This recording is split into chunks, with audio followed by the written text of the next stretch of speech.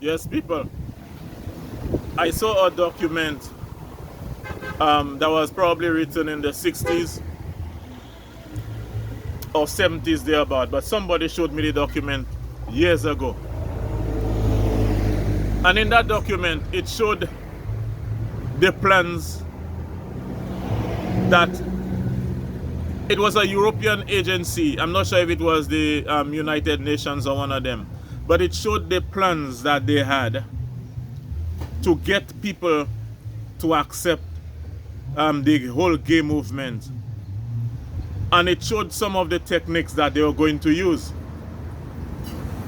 One of the plans that they had was to use pastors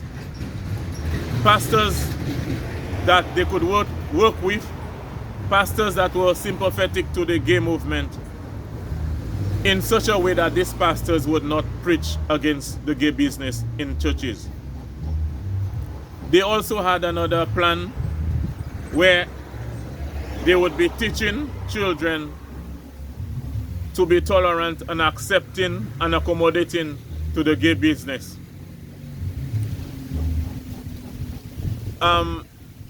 There were some other things that they had. They were going to sponsor agencies like non-governmental agencies so as to push the gay thing for them. Another prong that they had was that they were going to sponsor politicians to get into political office so as to push in legislature to support the gay movement. They also had it in mind to use the court system by influencing judges and lawyers. So they thought about the whole system, the whole ecosystem that we exist in, and to attack and to tackle the most powerful institutions in order to make the whole gay business more acceptable and palatable to the society. It was an old document, and this thing was definitely written in the 60s. So this thing that you see recently about the courts allowing certain behaviors, it is not something that is new. It is something that has been in planning for many, many, many decades. And for the love of money, people will compromise even what they know to be good and good morals, good scientific principles, just for the love of money. What we have in the Caribbean, in St. Lucia, in Africa, you have some NGOs, non-governmental organizations, who get funding from organizations in Europe and America to push the gay movement in our countries. So a lot of the pushes that you see, the advertisements, the personnel you see on the ground in St. Lucia always coming on television and talking in favor of the gay business. These people are getting funding from Europe and the United States.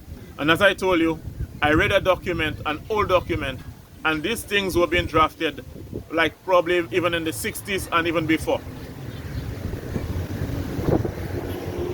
But we need to understand, if we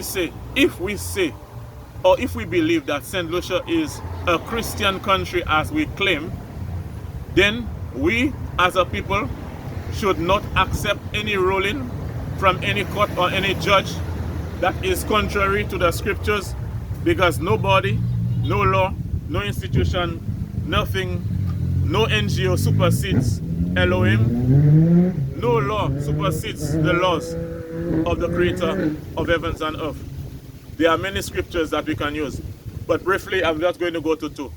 In Leviticus chapter 18 verse 22, it says, "Thou shalt not lie with mankind as with womankind.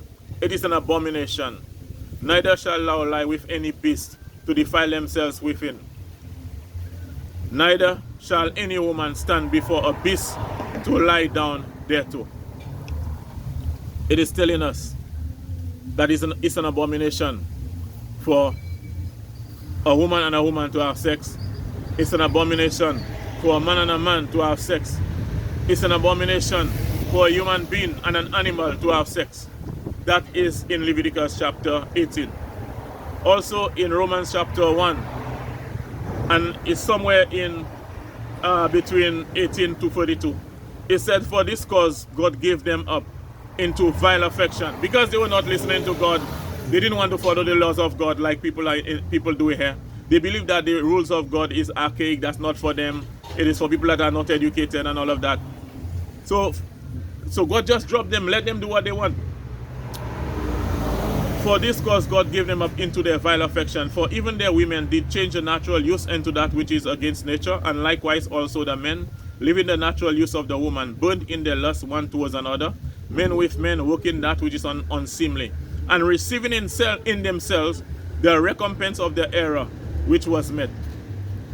The thing is, with all of this gating that is going on there, embracing all of those things, we are going to receive a recompense, a judgment for these things. When you look at it in terms of science, there is no scientific justification for that thing that we're trying to support there. And we say we believe in science, we are scientific people. This thing ensures the destruction of Homo sapiens species. In terms of, just read for yourself. Look at the psychiatric damage, effects that this kind of activity have on people. Just follow the literature and see how this thing affects people. And again, if it is that we are moral people, we are a Christian nation, what effect, how is this thing going to affect us? In a very bad way. People, we need to reject any law that contravenes the laws of God. Any law. Keep the fire burning. We say we are a Christian nation, let's behave like we are.